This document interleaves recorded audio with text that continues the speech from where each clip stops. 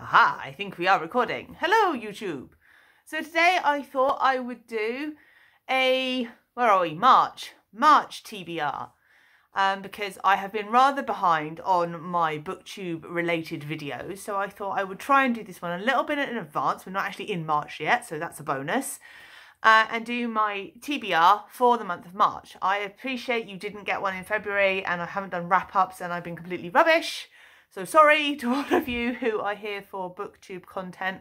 I'm really sorry. I've just got really behind with being back at work and not having the same amount of time to do videos and other things that I enjoy. Because obviously I'm working. So I thought I'd try and start afresh today with my TBR for March. Now the first thing to tell you is that in March I am doing a challenge with my book club. I have mentioned this book club before. It is run by a lady called Jacqueline Weaver over at Weeby Booking. That's her YouTube channel. So it's her book club, but I'm a member of it.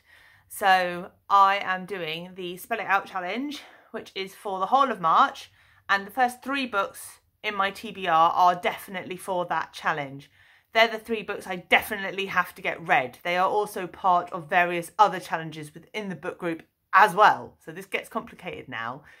Nothing can ever be simple. But I have other books as well that I'm hoping to get to. But the first 3 are definites. I have to read them in March. So without further ado, we're going to start with the big one that I'm most excited about because, my goodness, I love this author. So you will have seen me mention, you can't see it, this before. This is my beautiful book sleeve. So in here we have the most amazing copy of this book. So this beautiful creature is The Starless Sea by Erin Morgenstern, and I cannot flippin' wait to read this. After The Night Circus, I absolutely fell in love with The Night Circus. This is obviously the new one, and I can't wait to read it. This copy I got from Illumicrate, or Illumicrate, I can never pronounce them properly. They are a book subscription service. This book is signed by the author. Oh, I'm so happy with this book. It also has really pretty light blue pages. It's beautiful. It's obviously a naked copy. It comes with its own little bookmark, which is this key, which I believe is part of the book because obviously the key's on the front. And yeah, I can't wait to read this. This is probably the first book I'm going to read in March. So I am very, very excited to read The Starless Sea by Erin Morgenstern. I know literally zero about it, and that's on purpose. I don't want to know anything. I don't want to have any expectations. I went into The Night Circus blind. I plan to do the same with this one. The Night Circus did not disappoint. In fact, it's probably my favourite book that I've read in like forever. So I've got quite high expectations for this one. So we'll see how we get on. It is in the book sleeve because obviously it's a naked book. It has no protective cover and I don't want it to get damaged, particularly not since it's signed. So it's in my book sleeve because I'm paranoid. Next book that will also be, oh, other thing to tell you, The Starless Sea is also one of the like monthly book reads for book club, as well as counting for my Spell It Out challenge. So that's going to cover 2 challenges this month. All these challenges are getting very like confusing in my brain, but never mind. Next book that I'm going to be reading is also for the Spell It Out challenge, but it's also part of a buddy read that I'm taking part in. It's for a series. It's the All Souls series. I think I've got that right. So this is book number 2. This is Shadow of Night by Deborah Harkness, second book in the All Souls trilogy, following the story of Diana, who is a witch, and Matthew, who is a vampire, and various other people as well. The first one of this is A Discovery of Witches. That book was awesome. I loved that book. So I'm really looking forward to this as well. This is obviously also going to count for the Spell It Out challenge, and as I said, for my buddy read. I can't wait for this. Witches, demons, vampires, it's got the whole lot. Fighting against each other, coming together as well. Like, it's got historical fiction element to it. I can't wait to see where the story's going in this second book. So that is going to be fun. Third book that counts for the Spell It Out challenge, but is also yet another buddy read. I sign up for too many things. This book club is dangerous. It is taking over my life. but it's great and I love it. So this I can't wait for either. Oh my goodness, this is another author that I discovered through my book club that I absolutely love. I have read one other of her books and I've got another one upstairs that I started reading, haven't finished because I've had too many books to read, but I'm going back to it. This is the new book from Simone St. James called dun dun dun, The Sundown Motel. I am really looking forward to this. This author, I read The Broken Girls by her back in October, November time last year, somewhere around then. Absolutely loved it, couldn't put it down, it was brilliant. This is her new book. I don't, again, know much about it. What does it say? That's just praiseful. That doesn't tell you what the book is about.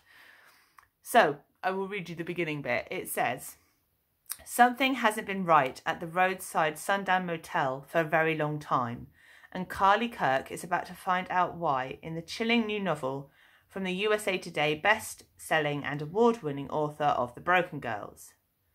Upstate New York, 1982. Viv Delaney wants to move to New York City, and to help pay for it she takes a job as the night clerk at the Sundown Motel in Fell, New York. But something isn't right at the motel, something haunting and scary. Upstate New York, 2017. Carly Kirk has never been able to let go of the story of her Aunt Viv, who mysteriously disappeared from the Sundown before she was born. Carly decides to move to Fell and visit the motel, where she quickly learns that nothing has changed since 1982, and she soon finds herself ensnared in the same mysteries that claimed her aunt. Oh, I am going to love this. Slightly excited for all of these books so far. So these are my 3 absolute definites for March. So those are the first 3 books on my TBR. There are more. So these are the ones that I'm hoping to get to, as well as those. There are 4 of these. This is not to mention anything that I listen to on Scribd, because I have a Scribd subscription as well. And I do tend to listen to things when I'm driving as part of my job. I don't plan my audiobooks. I just pick them as and when I need them. So there'll be audiobooks as well, but they're not on my TBR because I haven't got as far as planning them yet. I need to plan better. But anyway, the rest of the books for this month are, firstly, Good Wives by Louisa May Alcott. This is the follow-on to Little Women, which I recently reread. I've also seen the new movie.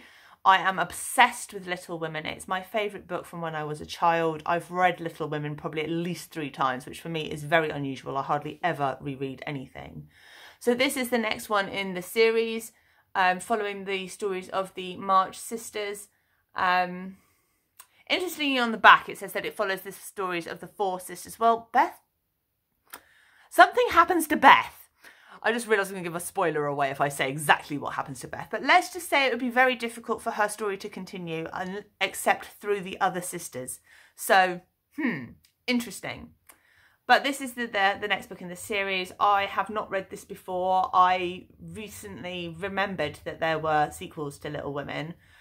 I very nearly bought all of them in one go, but thought I probably shouldn't do that because I have bad habits of buying too many books. So I've got this one to see how it is and see whether I like it. And if I like this one, then I can go on and get the others afterwards. So Good Wives, Louisa May Alcott. Hopefully this should be quite a quick and easy read. Hoping to get to this one this month. And then we have one non-fiction book. This is Educated by Tara Westover. I think I've mentioned this book on previous TBRs. I haven't got to it yet. I saw this on, surprise, surprise, my book club. And it sounded really interesting. It's a true life account of a lady whose family are doomsday preppers. Sorry, my bookmark is trying to fall out of this book, which is not very helpful when I'm trying to talk about it. So she grew up with doomsday preppers, people who are preparing for the end of days. But she also was, like, according to the government, she didn't exist because she doesn't have, like, a birth certificate or any school records or anything like that. And it's about how when she moves away from the end of days people, how she puts her life back together. So I'm really want to read this, but other things keep getting in my way. These things happen. So 2 more. The first one is Uprooted by Naomi Novik. I bought this book for my birthday last year. I had book tokens from my partner's family, which was a brilliant present, by the way. Loved that. This is one of the novels that I bought at the time. It's kind of like a dark fairy tale. Don't know a lot about it. Just, it's been sat on my bookshelf for ages and I really want to get to it. And also, if I do it for the Spell It Out challenge, this book begins with a U. There aren't that many books that begin with a U or with a Y. Haven't found any with a Y yet, that I own at least. So yeah, I thought this could be quite a helpful one if I do get to it. Don't know a lot about it, so can't tell you much about it. And the last one, this was my Christmas present from my boyfriend because he knows I am obsessed with anything to do with the Wizard of Oz. How much do I want to read this book? A lot. Now, I actually thought I'd read this. Turns out I picked it up in a bookshop recently and was like, this doesn't sound familiar. So I don't think I have read it. I'm not very sure whether I have read it before or not. But either way, I want to read it again because I don't remember it properly. So this is Wicked. This is by Gregory Maguire. Yes, I have got that name right. It's obviously the novel that inspired the big musical, which I have not seen. And I really want to go and see it. I have a birthday this year that's kind of like, without saying too much, it's a big birthday and I don't like big birthdays. But it would be really nice possibly to go and see this with my friend. Jeanette, if you're watching, this could be a birthday plan. Maybe we could go and see Wicked somewhere together. But yes, I've mentioned this to you before, but it just occurred to me that that could be a thing. But yeah, I'm looking forward to reading this. I hope that I can get to this month. I mean, this is me. I don't normally do like more than 5 books in a month because I'm a very slow reader and I'm slightly dyslexic. So I have to reread things sometimes. The book pile. That's no good. Let me try this again because you can only see half the titles. I've put them on here back to front. Right, obviously you can't see the bottom one, but the bottom one is The Starless Sea by Erin Morgenstern as described. So how many have we got? 1, 2, 3, 4, 5, 6, 7 books in the list. If I manage 7, I'm going to be well impressed. So this is what my TBR looks like. These are my books for March. I really, really hope that I get through all of them, but at least the bottom 3 because I have to read those. The rest are extras, and I'm going to put these down now because they are really heavy. But that is my TBR for March. As I said, there will be others that I listen to, but I don't know what they're going to be yet. I have literally just finished listening to a book called Sadie by, oh bother, by somebody or other. Bother, I can't remember who that was by, and it was really good. But yes, it's called Sadie. Can't remember the author's name. Sorry, I'm rubbish. But it was a really, really good book. And I think actually for that particular narrative, listening to it might have worked better for me than if I'd read it because there are different narrators for different sections in the book. So you have Sadie and her voice for part of it. Then you have like a podcast that goes out to people about the story of the girls in the book. Complicated to explain.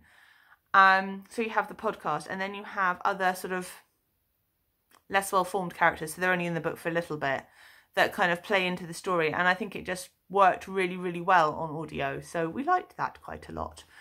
So those are my books for March. I hope that you enjoyed this video. If you are reading any of these books, please let me know. I'd love to hear your thoughts and opinions. See what you think. If you've got any book recommendations for me, also they are much appreciated. I hope that you have a really good reading month. I will try and remember to do a wrap up at the end of this month. And I will see you in the next one. Bye for now.